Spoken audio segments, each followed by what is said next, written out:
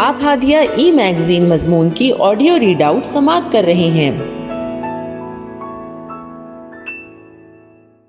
سامعین السلام علیکم ورحمۃ اللہ وبرکاتہ۔ میں نازیہ عمر ہادیہ کے شمارہ فروری 2026 کے مضمون کی آڈیو پروگرام میں آپ کا استقبال کرتی ہوں۔ آئیے ہم اس کا آغاز ہادیہ کے زمرہ معمار جہاں تو ہے سے کرتے ہیں، جس کا عنوان ہے صنفی بنیاد پر تشدد، خاموشی سے آگے حقیقت کو سمجھنے کی ضرورت، اور اس کی رائٹر ڈاکٹر رفیہ نوشین ہے۔ صنفی بنیاد پر تشدد، جینڈر بیسڈ وائلنس آج کی دنیا میں انسانی حقوق کی سب سے سنگین اور وسیع پیمانے پر پائی جانے والی خلاف ورزیوں میں سے ایک ہے۔ یہ مسئلہ عمر، طبقے، مذہب، قومیت اور ثقافت کی تمام سرحدوں کو عبور کرتا ہے۔ اکثر یہ گھروں کی چار دیواریوں کے اندر چھپا رہتا ہے، روایت کے نام پر معمولی بنا دیا جاتا ہے یا ذاتی معاملہ کہہ کر نظر انداز کر دیا جاتا ہے۔ اس کے نتیجے میں کروڑوں افراد، بالخصوص عورتیں اور لڑکیاں، اپنی عزت، تحفظ اور بنیادی انسانی حقوق سے محروم ہو جاتی ہے۔ صنفی بنیاد پر تشدد کو سمجھنا، اس کی مختلف صورتوں کو پہچاننا اور اس سے متعلق پھیلی ہوئی غلط فہمیوں کو چیلنج کرنا، روک تھام، انصاف اور سماجی تبدیلی کی جانب پہلا قدم ہے۔ صنفی بنیاد پر تشدد کیا ہے؟ صنفی بنیاد پر تشدد سے مراد وہ تمام نقصان دہ اعمال ہیں جو کسی فرد کے ساتھ اس کی جنسی یا صنفی شناخت کی بنیاد پر کیے جائیں۔ اگرچہ ہر جنس کے افراد اس کا شکار ہو سکتے ہیں، لیکن عورتیں اور لڑکیاں زیادہ تر اس سے متاثر ہوتی ہیں، جس کی بنیادی وجہ تاریخی صنفی عدم مساوت، پدرسری، نظام اور طاقت کے غیر منصفانہ تعلقات ہیں۔ یہ تشدد صرف جسمانی نہیں ہوتا، اس میں نفسیاتی اذیت، جنسی جبر، معاشی کنٹرول اور جدید دور میں ڈیجیٹل ہراسانی بھی شامل ہے۔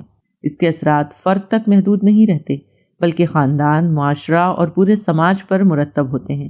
مختلف تنظیموں کی جانب سے صنفی بنیاد پر تشدد کی مختلف انداز میں تشریحات کی گئی ہے۔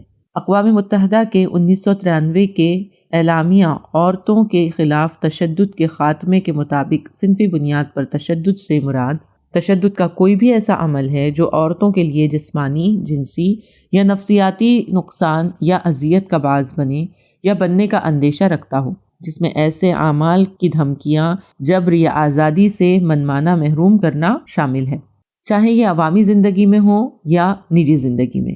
یہ تعریف واضح کرتی ہے کہ تشدد صرف عوامی مقامات تک محدود نہیں، بلکہ گھروں کے اندر بھی ہو سکتا ہے، اور دھمکی یا جبر بھی تشدد کی ہی صورتیں ہیں۔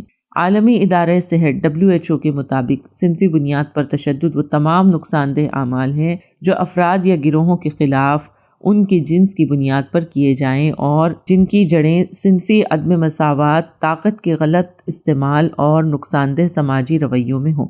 WHO اس بات پر زور دیتا ہے کہ صنفی تشدد کے جسمانی، ذہنی، تولیدی صحت اور مجموعی زندگی پر طویل المدت منفی اثرات مرتب ہوتے ہیں۔ قومی قوانین، عمومی تناظر۔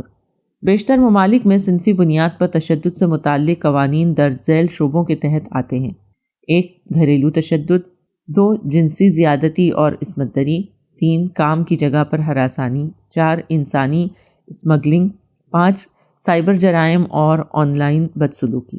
اگرچہ کئی ممالک میں صنفی تشدد کو قابل سزا جرم اور آئینی حقوق کی خلاف ورزی تسلیم کیا گیا ہے، مگر سماجی بدنامی، عدم رپورٹنگ اور ادارہ جاتی تعصب کے باعث عمل درآمد اکثر کمزور رہتا ہے۔ صنفی بنیاد پر تشدد کی اقسام۔ صنفی بنیاد پر تشدد کئی شکلوں میں سامنے آتا ہے، اور ان اقسام کو سمجھنا ان مظالم کو پہچاننے میں مدد دیتا ہے جو اکثر نظر انداز ہو جاتے ہیں۔ نمبر 1، جسمانی تشدد۔ یہ سب سے نمایاں اور قابل دید صورت ہے، جس میں شامل ہے مار پیٹ، تھپڑ، گھونسے اور لاتیں، جلانا یا گلا گھونٹنا، ہتھیار یا اشیاء کا استعمال، زبردستی قید رکھنا۔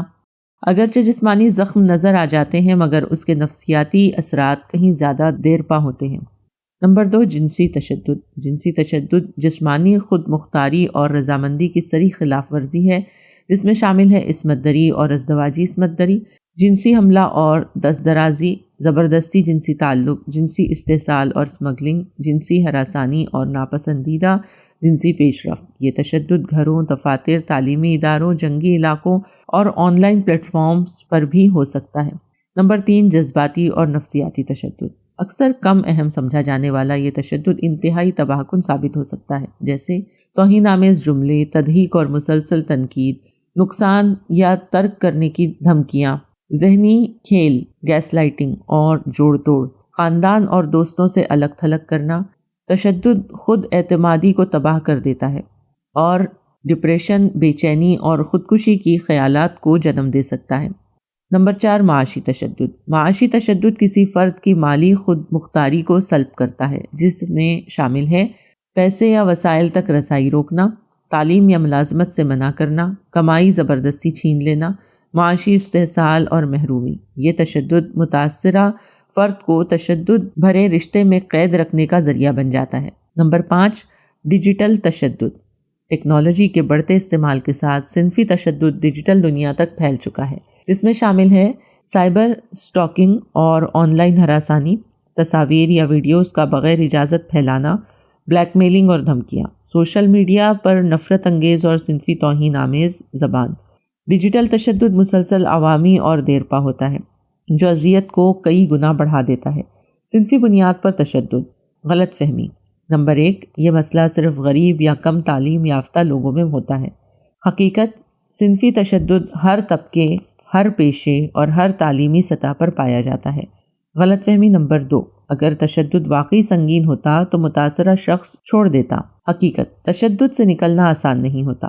خوف، مالی انحصار، سماجی دباؤ، بچے اور ادارہ جاتی ناکامی اس میں بڑی رکاوٹ بنتے ہیں۔ غلط فہمی نمبر 3، مرد صنفی تشدد کا شکار نہیں ہو سکتے۔ حقیقت، عورتیں زیادہ متاثر ہوتی ہیں، مگر مرد اور دیگر صنفی شناخت رکھنے والے افراد بھی اس تشدد کا شکار ہو سکتے ہیں۔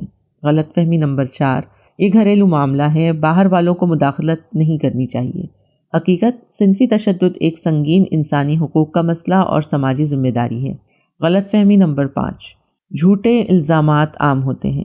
حقیقت، تحقیق سے ثابت ہوتا ہے کہ جھوٹی شکایات بہت کم ہوتی ہے، جبکہ اصل مسئلہ کم رپورٹنگ کا ہے۔ صنفی بنیاد پر تشدد کا خاتمہ کیوں ضروری ہے؟ صنفی تشدد مساوات، ترقی اور امن کی راہ میں بڑی رکاوٹ ہے۔ یہ بنیادی انسانی حقوق کی خلاف ورزی ہے، جسمانی اور ذہنی صحت کو تباہ کرتا ہے، بچوں اور آئندہ نسلوں کو متاثر کرتا ہے، سماجی و معاشی ترقی کو کمزور کرتا ہے۔ صنفی تشدد کا خاتمہ صرف عورتوں کا مسئلہ نہیں بلکہ پورے سماج کی اجتماعی ذمہ داری ہے۔ صنفی بنیاد پر تشدد خاموشی، انکار اور غلط معلومات میں پنپتا ہے۔ اس کی تعریفوں کو سمجھ کر، اس کی مختلف صورتوں کو پہچان کر اور غلط فہمیوں کو رد کر کے ہی ہم اس کی روک تھام اور انصاف کی جانب بڑھ سکتے ہیں۔ آگاہی ایک آغاز ہے، مگر عمل ناگزیر ہے۔ ہادیہ مضمون کی آڈیو سماعت کرنے کے لیے شکریہ۔